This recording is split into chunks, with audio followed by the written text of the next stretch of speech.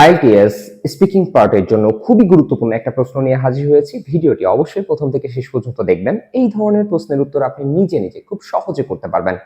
আমি যদি প্রশ্নটি বলি, what do you usually do during holidays? আমি আবার বলছি, what do you usually do during holidays? তার মানে ছুটির দিনগুলোতে আপনি সাধারণত কি করে থাকেন? একদম একান্ত পার্সোনাল প্রশ্ন করেছে। আপনি আপনার ব্যক্তিগত যে বিষয়গুলো আছে সেইগুলো আনসার করবেন। এই ধরনের প্রশ্নের ক্ষেত্রে আপনি কি ওয়ার্ডস আইডেন্টিফাই করবেন, যে এই যে ইউজুয়ালি এবং ডিউরিং হলিডেজ, তাহলে সেই ক্ষেত্রে আপনি জাস্ট এইটা আনবেন যে কি I usually do during my holidays, I usually do during my holidays like watching TV, তারপর ট্রাভেলিং বলতে পারেন, তারপর বলতে পারেন যে প্লেইং ফুটবল যদি হয় ফুটবল, ক্রিকেট যদি হয় ক্রিকেট, এই ধরনের অনেক কথাবার্তা বলতে পারেন। অথবা spending time with my family, spending time with my friends, going outside, অনেক কথা কিন্তু বলা যায়। জাস্ট এটাকে মিল করে বলবেন কিভাবে, সেই ক্ষেত্রে বলবেন যে ডিউরিং হলিডেজ, জাস্ট প্রথমে বলে নেবেন ডিউরিং হলিডেজ আই প্রিফার, যে বলতে পারেন যে going outside with my friends, যে আমি পছন্দ করি কি বাইরে যেতে। কার সাথে? বন্ধুর সাথে বা বন্ধুদের সাথে। অথবা আপনি বলতে পারেন যে during holidays I usually do to spend time, I usually do spend time with my families, I watch TV, playing crickets, playing footballs, or sometimes I do my household activities.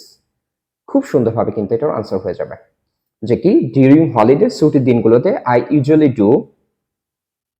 Usually do আমি করে থাকি, অথবা I usually spend time with my families, I usually spend time with my families, I usually spend time with my friends, I try to go out with my friends, অথবা বলতে পারেন watching movies. যেই কাজ আপনার পছন্দ সেটার কথা বলবেন।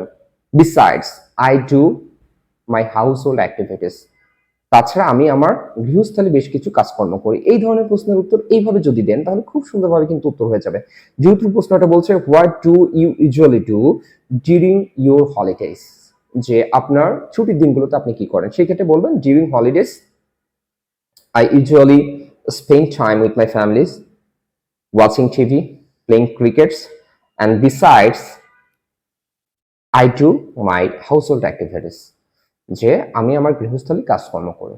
দেখেন এখানে কিন্তু জটিল কোনো কিছু বলছি না, এখানে কিন্তু কঠিন কোনো ওয়ার্ড বলছি না, একদম সহজভাবে বেশ কিছু ওয়ার্ড এখানে ব্যবহার করা হচ্ছে এবং সর্বোচ্চ এখানে 3টা সেন্টেন্স ব্যবহার করা হচ্ছে। আপনি আইএলটিএস স্পিকিং পার্ট 1 এর জন্য 2টা অথবা 3টা বাক্যে উত্তর দেওয়ার চেষ্টা করবেন, কারণ যত বেশি এখানে উত্তর দেওয়ার চেষ্টা করবেন দেখা যাচ্ছে আপনার একটা উত্তর দিতে দিতে এক্সামিনার আরেকটা প্রশ্ন করে বসবে, সেক্ষেত্রে আপনি হেজিটেশনে পড়ে যাবেন যে আসলে এক্সামিনার কি আমার প্রশ্নের উত্তর পছন্দ করে নাই, সেক্ষেত্রে আপনার কিউ কার্ড এবং ফলো আপ যে প্রশ্নগুলো আছে সেগুলো উত্তর দিতে কঠিন হয়ে যাবে।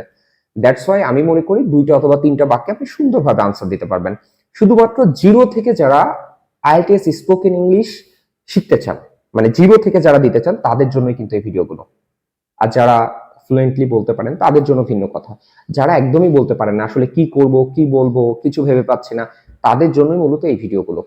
একদম জিরো লেভেল থেকে যেন আপনি বুঝতে পারেন যে হ্যাঁ এই কারণটা বলছে, এটার পরে এই সেন্টেন্সটা হবে, এইভাবে থিঙ্ক করবেন, তাহলে খুব সুন্দরভাবে আনসার করতে পারবেন।